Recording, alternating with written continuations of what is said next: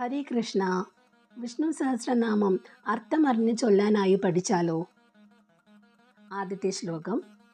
ഓം വിശ്വം വിഷ്ണുവഷത്കാരോ ഭൂതഭവ്യഭവത് പ്രഭോ. വിശ്വം എന്ന് പറഞ്ഞാൽ ലോകം മുഴുവൻ. വിഷ്ണു വ്യാപിച്ചു കിടക്കുന്നവൻ. വഷത്കാരൻ എന്ന് പറഞ്ഞു കഴിഞ്ഞാൽ യജ്ഞത്തെ സ്വീകരിക്കാൻ കഴിവുള്ളവൻ, യജ്ഞസ്വരൂപൻ. ഭൂതഭവ്യഭവത് പ്രഭു പറഞ്ഞാൽ കഴിഞ്ഞുപോയതും ഇപ്പോഴുള്ളതും ഇനി വരുന്നതും അറിയാൻ കഴിവുള്ള പ്രഭു. ഭൂതകൃത് സൃഷ്ടി നടത്താൻ കഴിവുള്ളവൻ. ഭൂതഭൃത് പരിപാലിക്കാൻ കഴിവുള്ളവൻ.